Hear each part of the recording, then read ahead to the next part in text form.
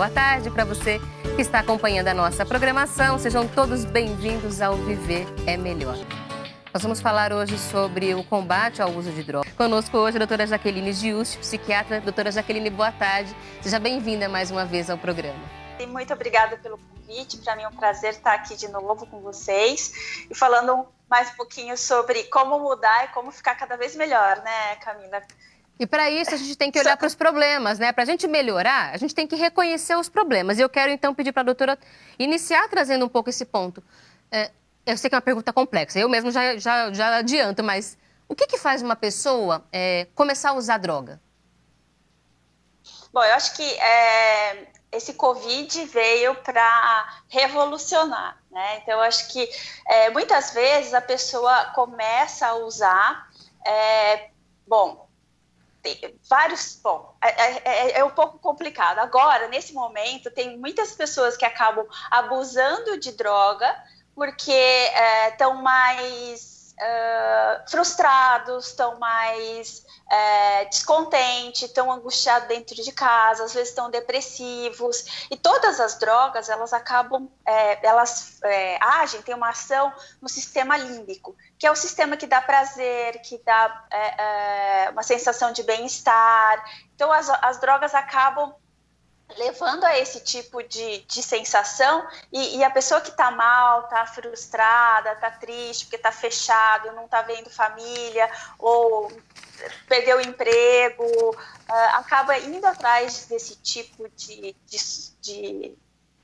artifícios, né? Para sentir um prazer, para aliviar um pouco aquele sofrimento. E uma vez que a droga alivia um pouco esse sofrimento, não resolve o problema, tá? Mas alivia um pouco, mesmo que momentaneamente, aquele problema, o sofrimento da pessoa, quer dizer, reforça para ela ir de novo em busca dessa droga, né? E aí começa o aumento da droga, e aí até chegar a uma dependência, enfim. É mais ou menos por esse caminho que a pandemia, né, a quarentena pode ajudar, né, colaborar para esse desenvolvimento de dependência química. E independente de qual seja a substância usada, de uma forma geral, então o que a pessoa quer é tentar aliviar um pouco os sentimentos ruins, porque muitas pessoas experimentam essa sensação com a comida, por exemplo, com atividade física, há pessoas que acabam criando uma dependência com os hormônios liberados na atividade física. É claro que cada um vai ter um impacto na sua saúde, né? Atividade física é muito melhor do que você se alimentar em excesso, usar drogas, mas em excesso também pode ser prejudicial. O grande ponto as pessoas estão tentando mascarar um pouco aquilo que sentem ou deixar de sentir um pouco os seus problemas e isso está causando um outro tipo de problema, né? Sim, elas acabam indo atrás de algo que deu um bem-estar. Antes você saía, você viajava, você ia a um restaurante, você visitava um amigo, você passava um tempo na casa da família e todas essas válvulas de escape a gente está sem. Então, tem pessoas que conseguiram se organizar e fazer dentro de casa desenvolver dentro de casa algumas válvulas de escape, né? No exercício, como você falou, porque dentro de casa dá para fazer alguns exercícios. Tem alguns adolescentes que estão fazendo umas aulinhas de dança, porque menina principalmente gosta de dançar. Eu já ouvi várias coisas, começar a aprender alguma coisa nova por cursos online, várias alternativas, tocar instrumento, mas tem algumas pessoas que acabam indo para o álcool, para comida, né? E o uso de drogas também. Não necessariamente essa pessoa vai desenvolver de fato, por exemplo, o álcool, que é mais comum. Vai desenvolver de fato um transtorno por uso de álcool, mas vai começar a aumentar o consumo, que pode chegar a uma dependência. Só que esse aumento já pode ser o suficiente para exacerbar alguns comportamentos, principalmente agressivos. Isso pode levar a violência doméstica, violência inclusive com crianças. Então é uma coisa bastante preocupante, como você disse, os alimentos. A pessoa que está comendo mais, tem mesmo alguns estudos mostrando que realmente as pessoas durante essa quarentena aumentaram de peso. Isso é prejudicial à saúde, né, à saúde física dessas pessoas. Enfim, tem muitas situações que preocupam as pessoas, preocupa, né, porque é uma questão de saúde, né, uma saúde pública, inclusive. Inclusive, a gente tem que dar atenção para esse assunto, porque os efeitos secundários já estão aparecendo. Um aumento expressivo de violência doméstica no Brasil, por exemplo, e há muita essa associação. Geralmente são os maridos que acabam ingerindo mais álcool e agredindo suas mulheres e agredindo as crianças. Violência sexual, a gente sabe que há muitas situações que acontecem dentro do ambiente familiar. Então, esses efeitos já estão aparecendo. Quando a gente começa a ver isso, é um alerta de que é preciso buscar ajuda imediatamente. E esse tipo de ajuda está acontecendo. Não é porque está tudo mais ou menos parado que não está funcionando, né? Um CAPS, um centro de acolhimento, um hospital, eles estão funcionando nesse período. Eles estão funcionando. O problema é que as pessoas, até que com problemas clínicos, estão deixando de procurar. Outro dia eu ouvi uma história de uma pessoa que quebrou o calcanhar e ficou 5 dias em casa para ir até o ortopedista e daí fazer uma cirurgia. Ou seja, a cirurgia foi muito mais complicada do que se ela tivesse ido no hospital o dia que ela fez a fratura. Então, as pessoas estão deixando... Tem histórias de pessoas infartando em casa porque não querem ir ao pronto-socorro com medo de pegar o Covid. Os hospitais fizeram uma seleção de se tem sintoma para onde você vai, se não tem, enfim, para diminuir esse risco de contágio. Então, é importante continuar tratando.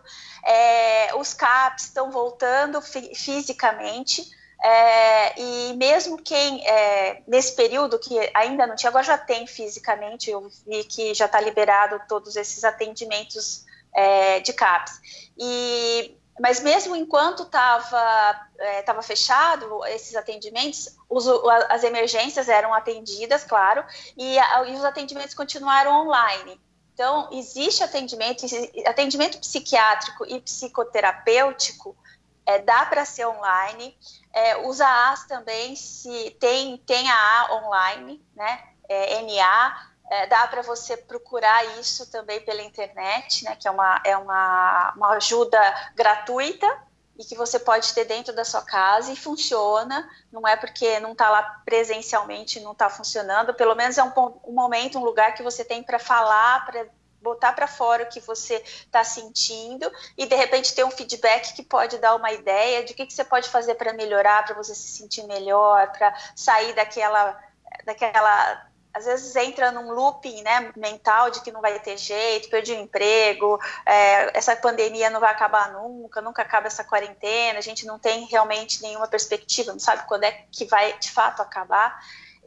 Então a pessoa às vezes entra num desespero e acaba abusando de drogas lícitas ou ilícitas, cigarro também, piora a imunidade. Sim. Aí pode ficar mais vulnerável ainda ao Covid. Então, ou seja, não é a solução, né? Você pode piorar ainda mais a tua saúde e aí, se você realmente se contaminar, a chance de você passar, não necessariamente você vai morrer, mas vai passar um período muito difícil, né? As pessoas dizem que é bastante sofrido esse período, que quem sobrevive e até mesmo quem não precisa de respirador fala que é muito difícil, né? Os sintomas são muito ruins. E já é um contexto que mostra uma fragilidade emocional, porque se a pessoa já está com dificuldade e ela ainda adoece, ou alguém da família adoece, então são vários fatores que vão enfraquecendo, digamos assim, a gente por dentro. E por fora também, o corpo sofre com isso. Então, tem que pensar assim, quanto mais fatores fortalecedores da minha saúde eu tiver, melhor. Então, a gente tem que tentar eliminar tudo isso. E muita gente fala assim, mas eu só estou assim nesse período da pandemia. Eu não era assim antes, quando tudo acabar eu volto. Mas a gente sabe que com o uso de substâncias, quanto mais tempo usando, maiores são os prejuízos à saúde. Tanto saúde física, imediatamente, quanto os riscos de dependência, um tratamento maior para sair de uma dependência. Essa é uma relação que a gente tem que estabelecer. Quanto mais tempo usando, mais difícil vai ser o tratamento?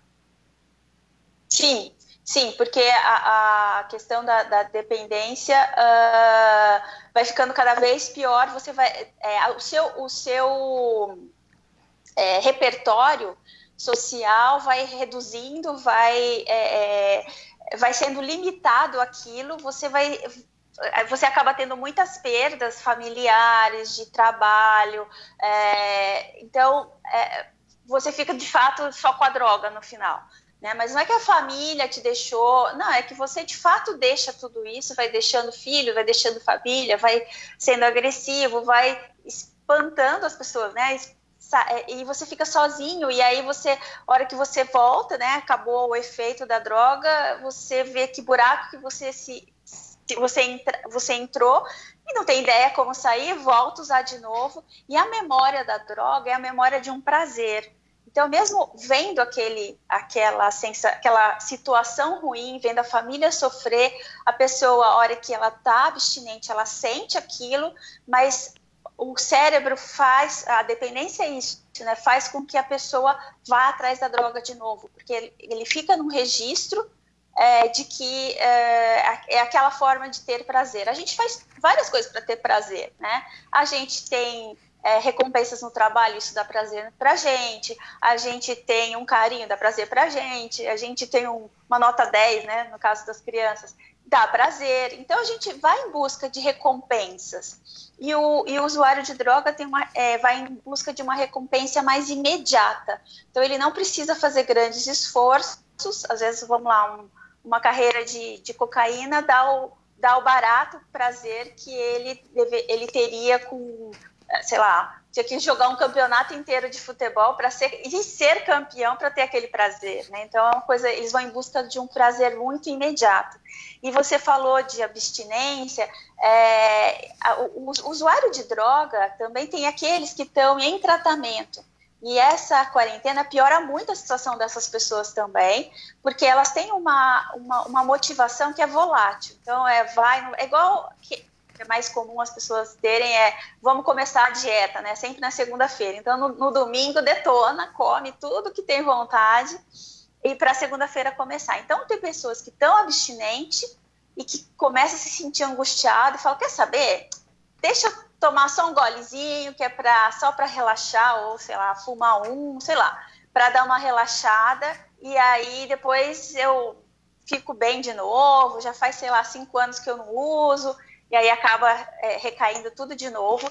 Tem aqueles que estão em tratamento, estão começando, e falam, quer saber? Vou começar isso depois que terminar essa pandemia, né? E que, como você disse, a gente não sabe quando é que termina, e ele vai ficando cada vez mais enrolado nesse problema, né? Já não é tão fácil conseguir emprego sem pandemia, imagina agora que tudo está mais difícil, né? E se você está usando droga, é muito mais complicado você conseguir se colocar, né? Se colocar num emprego, alguma coisa assim mais estável. E essa é uma avaliação racional, assim, de consciência, que muitas vezes a pessoa não consegue fazer. Porque a gente pode falar assim, nossa, mas então, tá tudo muito difícil mesmo, eu preciso de alguma coisa para me ajudar. Mas a gente tem que entender que esses artifícios não vão ajudar, a doutora falava. Você vai ter mais dificuldade para se posicionar no ambiente de trabalho, ficando dentro de casa. Não sei você como está na sua família, mas muitas famílias estão tendo ali, olha, que se desdobrar para conseguir manter uma convivência harmoniosa. É muita gente, às vezes, na minha casa são 5 pessoas, tem que respeitar o espaço do outro e tem que dividir tudo o dia inteiro. As famílias já estão tendo seus desafios. Quando você tem alguém que usa drogas, isso muda muito. E a gente tem, inclusive, aqui a pergunta de uma telespectadora, Vânia, de São Paulo, que ligou pela primeira vez. Oi, Vânia, seja sempre bem-vinda, viu? Ela pergunta o seguinte: gostaria de saber até onde nós, família de dependentes alcoólicos, podemos ajudá-los. E quem está dentro de casa com essa pessoa e vê ela bebendo e os efeitos, quer tentar ajudar. Mas até onde a família consegue ajudar? Até que espaço é a família e a partir de onde depende mesmo da pessoa? Bom, a família, o tratamento depende da pessoa, né? A família, o médico, o psicólogo, o que essas pessoas podem fazer, eu estou dizendo, tanto ajuda técnica quanto emocional, né, de suporte familiar, a gente pode tentar, como família, mobilizar essa pessoa para o tratamento. Né? Vamos lá, eu vou com você, ou mostrar, geralmente conversar sobre isso quando está tudo calmo, tudo tranquilo, não na hora dos gritos, que ninguém vai convencer ninguém na hora de grito, ou na hora enquanto a pessoa está abstinente, sob efeito da droga. Isso não é um momento de se conversar a respeito.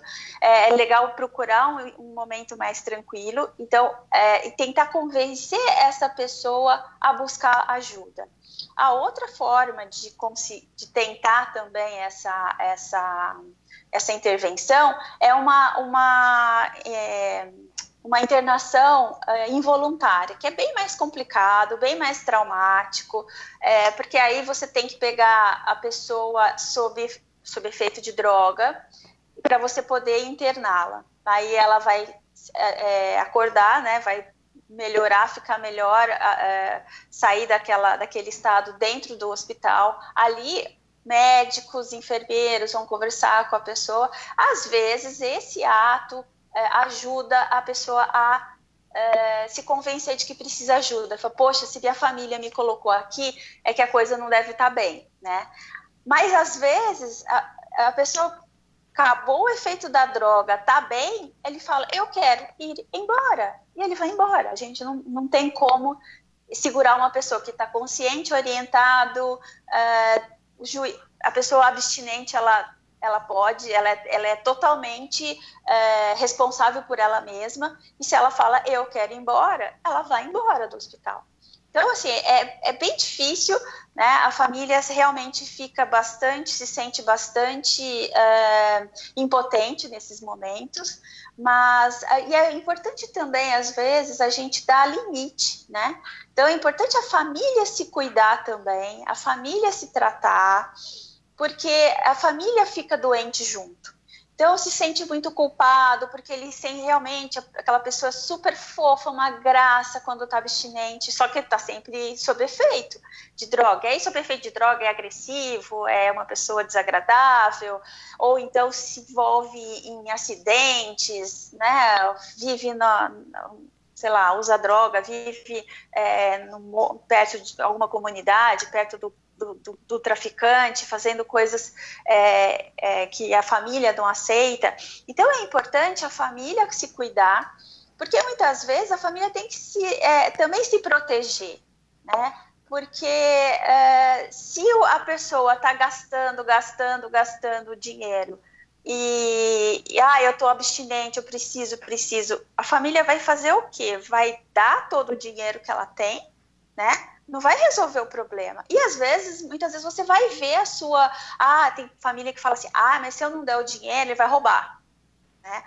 Mas se eu não deixar ele usar, ele vai usar escondido de mim. Ele vai roubar, ele vai usar escondido de você, independente de você dar dinheiro ou não. Porque quanto mais ele tem, mais ele vai precisar, e aí a abstinência vem. Eu já vi gente que deixou carro na casa com um traficante a troco de crack, né? Então, como é que você vai suprir esse dinheiro todo? Não dá.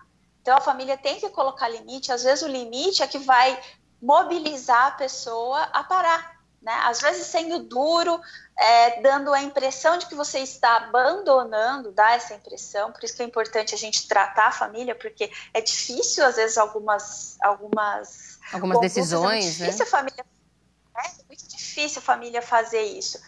Então, é importante a gente tá cuidando dessa família também, para elas se sentirem, para elas perceberem qual é o lugar dela. Ela não é o salvador, é a própria pessoa que tem que ter essa vontade, senão a gente não consegue fazer absolutamente nada. E é importante a família reconhecer que não é responsabilidade dela dar conta de tudo, porque é um grande desafio, é um peso, digamos assim, né? Uma responsabilidade muito grande, por exemplo, que a esposa, ou o esposo, ou um filho se sinta responsável por tirar aquela pessoa da dependência. Tem que ser compartilhado, tem que ser junto com o psiquiatra, com o psicólogo, buscar amparo religioso, da tradição religiosa da família, social.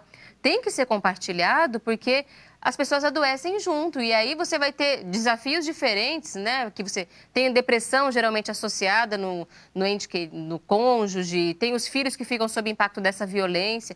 Então, tem que tomar essa atitude logo, mas de uma forma compartilhada. Então, se a família tem dúvida, pede ajuda para alguém. É melhor do que ficar todo mundo enfrentando esse sofrimento sozinho. Porque é muito difícil estar sozinho nesse momento, né? E a gente tem que também trabalhar a nossa própria onipotência. A gente não dá conta, né? Se o médico não consegue também resolver, a gente tenta o trabalho da dependência química, não ser algumas medicações para diminuir a abstinência, mas o trabalho do tratamento da dependência química é fundamentalmente convencer, ajudar o dependente a a se conscientizar do problema dele e motivá-lo para abstinência. É basicamente isso o tempo todo, né? E também ajudá-lo a construir uma vida sem droga, né? E isso agora, é importante, senão ele... Você fez uma observação com relação aos limites, e isso é bem importante, que eu estava vendo uma notícia de pais que estavam permitindo que os filhos usassem drogas dentro de casa, para que eles não saiam para a rua, porque tem medo que eles estejam em lugares onde eles possam se contaminar pelo coronavírus, entrar em contato com a doença, então eles estavam usando drogas dentro de casa. E aí a gente entra nessa questão, quando você abre esse limite, você tira esse limite, você não está protegendo seu filho, porque você só está sustentando a dependência dele. Correto? É porque sempre fica essa dúvida. Eu estou sendo muito radical, mas então quer dizer que eu tenho que mandar meu filho para a rua? Os pais sempre ficam com muita dúvida com relação a isso. Como é que a psiquiatra ajuda a gente a entender esse assunto? Eu acho que os pais, nesse momento, eles podem usar o poder maior, que é o governo, é o OMS, e a molecada lá fora está menos na rua, né? Tem menos festa, tem menos eventos sociais. E eu falo, para você passar alguma informação para o seu filho, você tem que estar convencido daquilo primeiro, né? Se você acha que é tadinho, ele tá em casa, tá sem os amigos, blá, blá, blá, eles vão acabar arrumando um jeito de sair e para encontrar os amigos, né? E eu acho que se você tá preocupado que seu filho tá sem amigos, chama os amigos para irem para casa, claro, ver alguém que está se cuidando, conhece a família, aproveita esse momento que o social não está tão livre para você conseguir colocar as regras, porque no dia a dia é pior ainda, é mais difícil ainda do que agora. Agora, deixar usar droga dentro de casa, não vai, de fato, ele vai usar dentro de casa, e se ele quiser encontrar um amigo, ele vai sair também e vai usar lá fora também. Então, é o momento de você fazer teu filho ficar abstinente dessa droga, porque não vai ter em casa e ele não pode sair na rua. Só que você tem que aceitar que teu filho não pode sair na rua, porque às vezes os pais ficam com muita dó, mas nossa, ele tá sofrendo, e a criança, o adolescente, ele sabe como pegar o nosso emocional para eles conseguirem o que eles querem, né? E isso, assim, eles não estão errados, eles são inteligentes, que bom, mas só que a gente tem que estar certo do que a gente está colocando como regra. E aí, se a gente tem essa certeza, geralmente dá certo, né? O adolescente compra essa regra, né? Então é importante também ouvir o adolescente, dizer, vai ser assim, pronto, acabou. Não, nós vamos ficar aqui, vamos fazer tal coisa, dá alternativa, pensa em desenvolver alguma coisa com seu filho. Como você disse no começo da pandemia, todo mundo, que legal, vamos ficar em casa, mais tempo juntos, né? Só que depois você percebe que não é tão fácil assim ficar tanto tempo junto, porque todo mundo tem que trabalhar, tem que ir para a escola, tem que estudar, então tem que se dividir mais ainda. Limpar a casa também, porque a maioria dispensou as funcionárias, né, de casa, por causa também com medo de contágio. Então, é muito difícil tudo isso. Então, de repente, ajudar nesse momento, envolver esses adolescentes em alguma atividade em casa. Tem uma outra coisa também, às vezes essa criança, esse adolescente está usando droga, mas ele tem, às vezes, algum transtorno psiquiátrico que reforça o uso da droga, né?